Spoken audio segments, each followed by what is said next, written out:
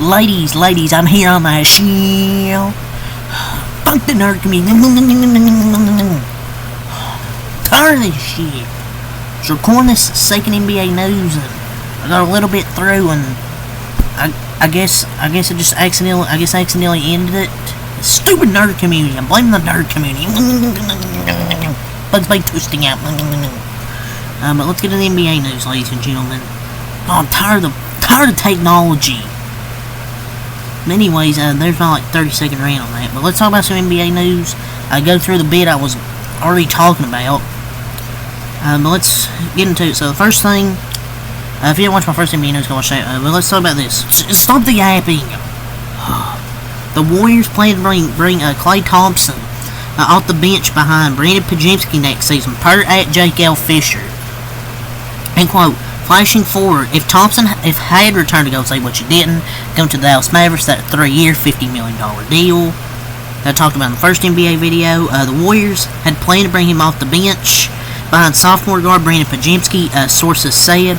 After Golden State started its prize rookie for a good stretch during the second half of last season. Yeah, Klay Thompson was much better off the bench. He shot better, just as a starter. He just piss poor shooting. He just didn't play well as a starter. It's simple as that. I think it's going to be a good move for both sides.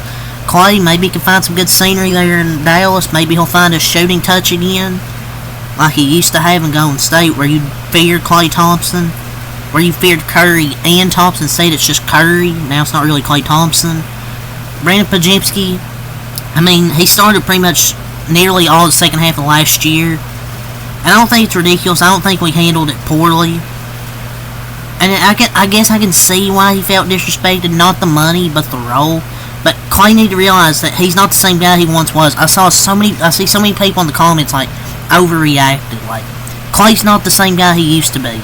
Yeah, Podziemski, he had a really good rookie year. He's into his second year. But Klay's just not that good, man. And he was open to a reduced role. And Klay, he was ass. I mean, what do you expect? He needed to step up. And he just didn't as a starter.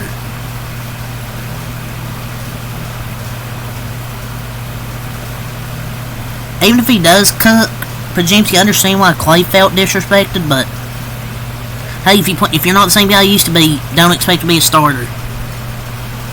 You can't, and I guess you could say, oh, why not play him for the first 4 minutes and put Podziemski in? Well, Klay's going to somehow end up having 9 shot attempts in those 4 minutes. And I'm sure Klay won't agree that. It feels like he feels like the Warriors owe him. Sports is a brutal business. Sometimes you have to make decisions. And Klay, if he misses a few shots to start the game, he's starting the team off cold. He's only good to come off the bench.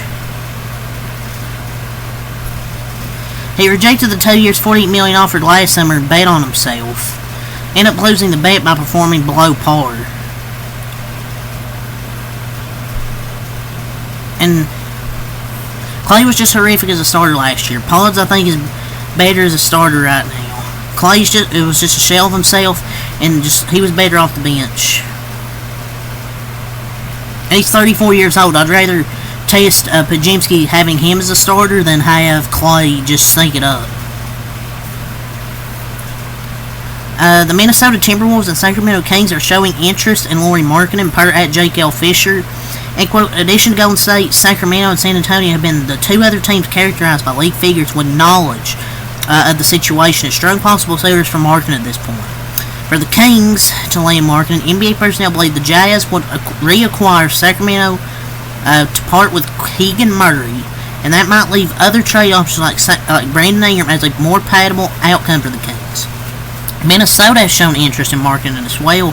Sources say Philadelphia and 76ers never appeared to place real attention on Markkanen throughout the Sixers' long approach of finding a third starter slot between Embiid and Maxey. You know, as now they got Paul George. But yeah, that's this per Jake L. Fisher. The Timberwolves and Kings are showing interest along with my Warriors. Wish we could get out there and get Lauri Markkanen, but yeah, it's not gonna happen. They're just gonna say they're just saying this so they can make us believe, oh, Mike Dunleavy, he tried. He's a bad player, worse GM. But anyways, yeah, the Timberwolves, I felt like it'd be a good fit. If they got rid of Karl-Anthony Towns, and would try to get Lauri Markkanen, that would low-key be a really good move. I felt that'd be good fit for the Timberwolves, and that would be cooking. But everyone wants Lauri Markkanen, understandably, because he's a good player, obviously. The sweepstakes could be heating up, but I think he'll stay with the Jazz. Danny Ainge might listen to maybe to some offers, but I don't think he'll accept it unless it's a really good offer. Because the Jazz probably want to keep him for their young core. Per your report, the Wizards could sign and trade Tyus Jones. Tyus Jones is really underrated guard, really good passer, and he spent the season last year as a starting point guard for him. But it was kind of surprised when he was not moved to the trade deadline last year to me, because he did not match the franchise's timeline for the rebuild. But we'll see. There's potential sign and trade. He averaged 12 points and 7 assists. But he's a pretty good, a solid scorer and a great passer. Shooting 48% from the field, 41% from 3, and really good assist-turnover ratio. So any team that gets him would be amazing, or if he could stay with the Wizards, but I think they'll move him. So the Lakers are, in quote, very open to moving D'Angelo Russell per at Chris B. Haynes via Bleacher Report. Well, that's good, but here's the thing. I don't think many teams are interested in trading for D'Angelo Russell. Just about everyone else is very uninterested. And you'd say, 40% shooter with 20 points per game. He doesn't show up when it matters. He comes up a little bit short. He just isn't a playoff guy. If he's a main facilitator in your team, it's not going to win you nothing. So, I don't know where they're going to send him to if he does get traded. So the Bulls are looking to dump the contracts of Zach LaVine and Lonzo Ball per at Chris B. Haynes via Bleacher Report. Yeah, here's the thing. Don't think that's going to happen either. I just don't know what team is wanting to take on LaVine's big contract. Maybe the Spurs could take on their salaries. And even be like, why don't they want to keep LaVine? Why does a tanking team need to get rid of a bad contract so badly? Well, overpaid. They signed DeMar when him and LaVine basically have the same skill set, really. They agree essentially to the Ben Simmons style. I won't play here again next season, so it's probably for locker room purposes. But I just don't know if anybody's going to take those contracts. Like, Lonzo Ball hasn't played in, 2 years? And Zach LaVine has like a $50 million contract. We'll see. Maybe I'm wrong, and some teams maybe will take that. So the Phoenix Suns are keeping Jusuf Nurkic per at Gambo 987. And I do not expect the Suns to trade Nurkic. He should do well in Bud's offense. He will be back. You're keeping the guy with a 15% all-time worst playoff win percentage. Suns, you're retarded. This guy ain't gonna do shit in their offense, man.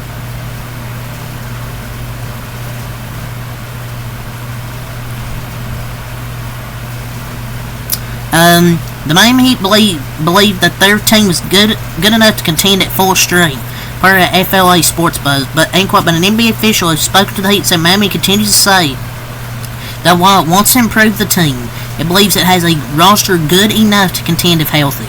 That's seemingly impossible to prove or dispute because they're rarely fully healthy. Yes, they're rarely fully healthy. But yeah, they're cooked, man. Pat Riley, the moment free agency started, has been sleeping, per sources I'm hearing. But they ain't no way, bro. Maybe it's time for Pat Riley to go. I just don't think what they have right now is enough to contend at full strength. Could they make the playoffs? Yeah, but I don't think they'd be able to go farther than that. They're probably the only people that fully actually believe this. Do they not see the Sixers, Knicks, and Celtics? I don't think you're beating either of those three teams for what you have. So, per Anthony Irwin LA, the Lakers were willing to offer Klay Thompson $80 million over 4 years. LA's down bad, dude. Lakers fans are really mad about this, but do you really want to pay Klay Thompson $80 million for 4 years? I don't think you want to play. I don't think you want to pay Clay $80 million. Just saying. But at least he didn't choose the Lakers. So W, he didn't want to play with Lee Rowan's Team James. So per your report, the Spurs are interested in Brook Lopez. Ooh, he could be. I mean, his drop coverage on defense with Wemby plus both their shooting helped spread the offenses. Pretty scary to think about, and Chris Paul could beat Dish like crazy. The Phoenix Suns are showing interest in Kyle Lowry, per at Gerald Bourguet. Oh yeah, they definitely need more older players. They got one over 35. Oh god, this is gonna be terrible. Keeping Nurkic and signing Kyle Lowry. Jeez. I mean, he's a good veteran, but good lord. There have been communication between the Lakers and DeMar DeRozan's agent, per at Chris B. Haynes. And quote, it'll either take a 1-year deal or a sign and trade where you can get a 3-year deal going. I don't think this is going anywhere. I don't think it's going to happen, but I guess this is the last resort. My life in 2 pieces. My last resort. Yeah, it's not going to happen. The Bulls trading for Josh Giddey was the, end quote, final straw, and now DeMar DeRozan is no longer looking to stay with the Bulls. Yeah, I don't think I want to play with a child predator on my basketball team if I'm DeMar DeRozan. Per at J. Kelly Hoops. End quote, a source told the Sun-Times late Sunday night that the Alex Caruso Josh Giddey trade was the final straw in DeRozan's mind for any sort of return, as the 34-year-old will now use his free agency to shop elsewhere. He saw that Giddey trade and said, "Nah, I'm out. He ain't playing with them pedos. He ain't playing with them pedos. He's real for that. Not like us. They not like us. They not like us. He doesn't want to play with P. Diddy." We already talked about Nick Batum. Talked about Clay. Per report, Nikola Jokic is pushing for the Denver Nuggets to get Russell Westbrook. So he's basically recruiting Russell Westbrook to get over there. I mean, they could have 2 triple-double machines. So there's real doubt that Gary Trent Jr. will be able to fetch the mid-level exception. Per at Michael Grange. There's real doubt that Trent Jr. will even be offered a deal for the mid-level exception. By definition, the NBA's average salary amount, in which starts at $12.5 million for the 2024-2025 season. These Gabe Vincent contract players, bro.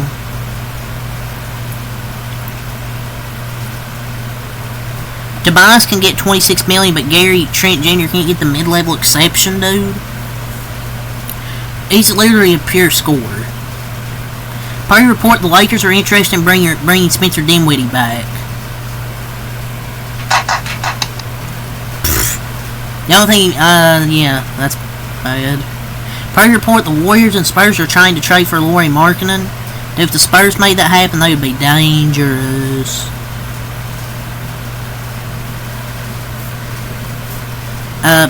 Tim Bontemps on Get Up ESPN talked about the Sixers' big 3 and said they now have the best big 3 in the NBA. It's really not even close. End quote. Eyes emoji. It's laughable. They say this every damn year about the Sixers. They say this about anybody, dude. Like, they had this best big 3 and then they don't go and win a title. Are you sure about that? I don't think anybody's scared about 2 people that haven't made NBA Finals appearances. Guess everyone will come back after this after the postseason of this. 2 playoff chokers. The Lakers are expected to show interest in DeMar DeRozan, per at Windhorst ESPN. Also, teams around the NBA believe the Jazz will finally trade Lauri Markkanen, per at Windhorst ESPN. I still don't think it's gonna happen. I just don't think. But yeah. Teams that could show interest in Marcus Morris: the Heat, Sixers, Mavs, Pistons, Cavs, Magic, and Pelicans. He shot 40% from 3 last season. I mean, he had a good, solid season, I guess. But can't believe that many people have interest in him. The Nuggets are showing interest in Russell Westbrook. So the Clippers are looking to trade him, so the Nuggets have some interest, and the Clippers are trying to trade PJ Tucker. But yeah, I think it's all the NBA news for this video I want to talk about. So until next time, Alkalite, peace.